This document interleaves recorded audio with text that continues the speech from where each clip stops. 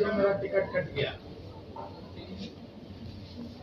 अश्विनी चौबे जी हमारे पार्टी के वरिष्ठ नेता हैं और उनके मार्गदर्शन में पार्टी चलती है, इसमें कहीं दो मत नहीं है। पार्टी में उनका आज भी सम्मान है और कल भी सम्मान रहेगा। शंकर जी, एक बात बताइए, आपने कहा कि भेदभाव नहीं किया गया है और यहाँ पर जो है टिकट बंटवारे में आपने भेदभाव कर दिया। मात्र एक टिकट आपको दिया है माइनॉरिटी को पूरे हिंदुस्तान में। ये सोच आपकी बहुत दिनों से, आपकी व्यक्तिगत नहीं कि एक आध दिखावे के लिए टिकट दो, लेकिन उनकी प्रामाणिक विकास की चिंता नहीं करो। इसलिए मैंने अपने टिप्पणी में मोदी जी की सरकार ने देश के अल्पसंख्यक, गरीबों, वंचितों के लिए क्या काम किया आपको बताया। और मोदी जी की सरकार है जिसने एक सम्मानीय दलित को देश का राष्ट्रपति बनाया और एक बहुत सम्मानीय आदिवासी नेत्री को भारत का राष्ट्रपति बनाया। लेट अस नॉट आर्ग्यू, मैंने रिप्लाई दे दिया। चलिए, धन्यवाद। बुक ले लीजिए, बुक ले लीजिए। मोदी जी ने एक भाषण दिया है जिसमें कहा है कि जो संसाधन है वो मुस्लिमों को दिया जाएगा, कांग्रेस का ऐसा।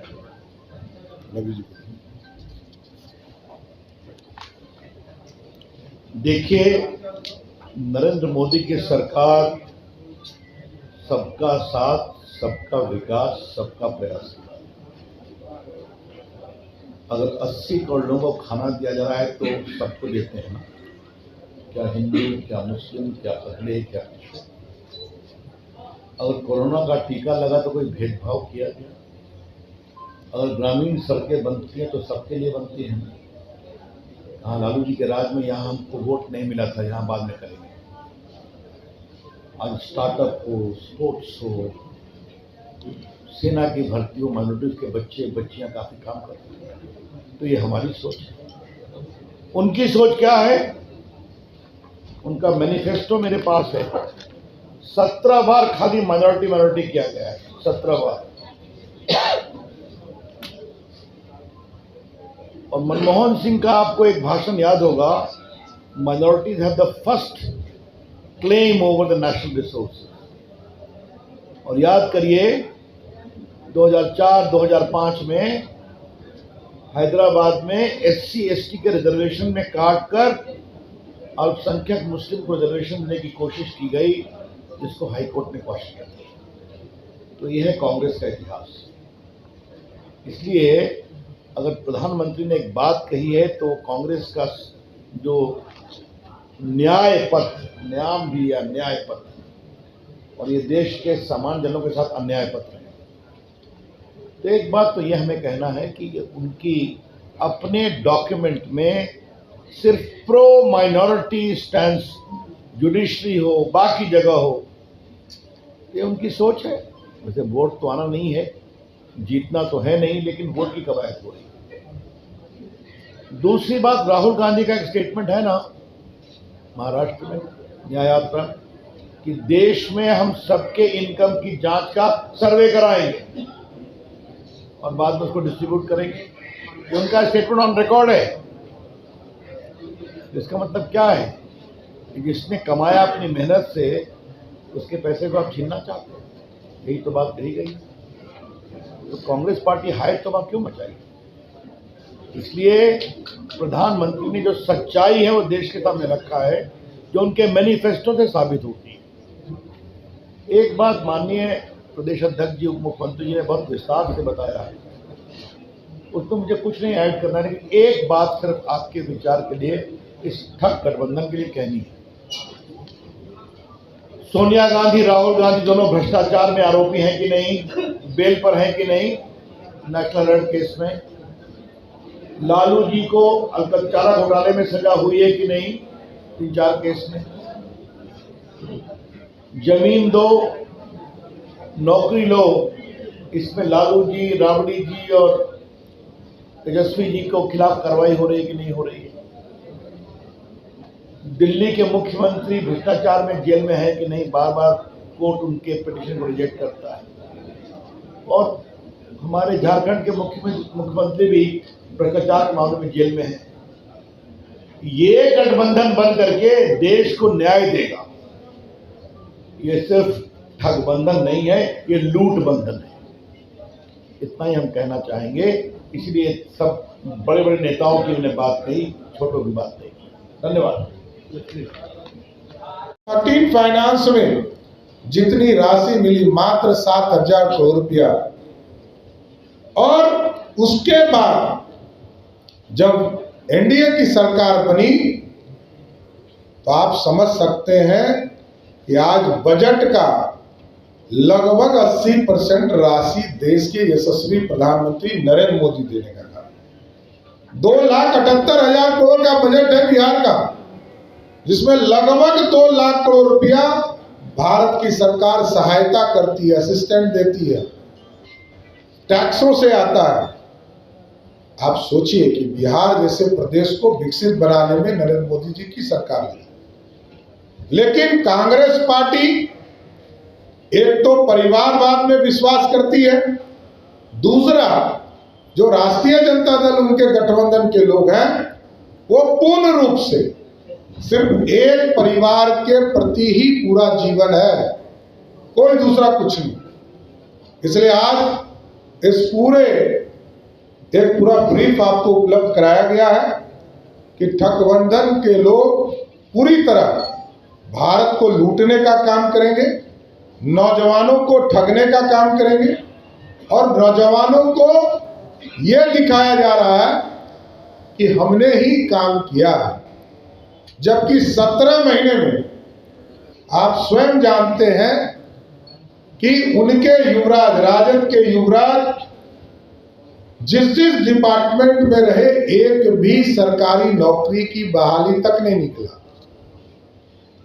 और जो पॉलिसीज हम लोगों ने बनाया 2020 में 10 लाख सरकारी नौकरी का कमिटमेंट गरीबों तक पहुंचाने का, नौजवानों तक पहुंचाने का, उसको हम पूरा भी कर रहे हैं। आदरणीय मुख्यमंत्री जी भी लगातार इसकी चर्चा कर। इसलिए साथियों, मैं यही कहूंगा कि आज ठगबंधन पूरी तरह 2024 का चुनाव हारेगा, और पहले फेज का जो चुनाव हुआ इसके चारों सीट हम बड़े मार्जिन से चुनाव जीतेंगे। पहले भी जितने चुनाव को आप देखेंगे, चाहे वो एनडीए के स्वरूप में रहा हो या भाजपा अकेले लड़ी हो, पिछला तीनों चुनाव हम उन सभी सीटों पर जीतने का काम किए हैं। आगे भी 2024 का जब 4 जून को रिजल्ट आएगा, ये चारों सीट कंप्लीट एनडीए को मिलेगी, और 40 में 4 अभी सिर्फ टेलर है। 40 की 40 सीट बिहार से जीतकर मोदी की सरकार बनाने का काम करेंगे। धन्यवाद। इस प्रेस कॉन्फ्रेंस में उपस्थित भारत सरकार के पूर्व मंत्री और पटना साहिब के लोकप्रिय उम्मीदवार आदरणीय रविशंकर प्रसाद जी, भारत सरकार के पूर्व मंत्री और पाटलिपुत्रा के लोकसभा के उम्मीदवार आदरणीय रामकृपाल यादव जी, आदरणीय राजेंद्र गुप्ता जी, रणवीर नंदन जी, संजय टाइगर जी, दानिश इकबाल जी, और आप सभी मीडिया के साथीगण, आज हम लोगों ने महाठगबंधन, ये जो नाम बदलकर जो यूपीए हुआ करता था एक जमाने में, नाम बदलकर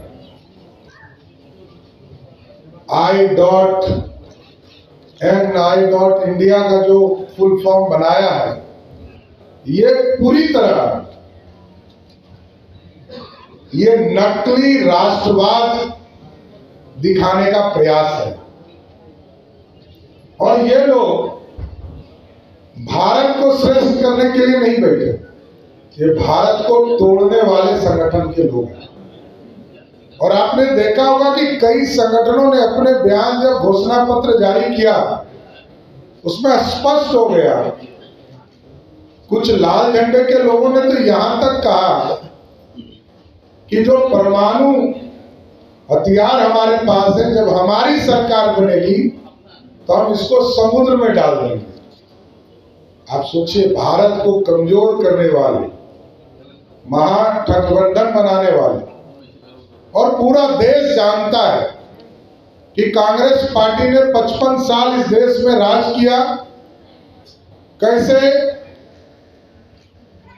कोयला का घोटाला हुआ, 2G का घोटाला हुआ, और कांग्रेस पार्टी के जीजाजी का भी घोटाला हुआ।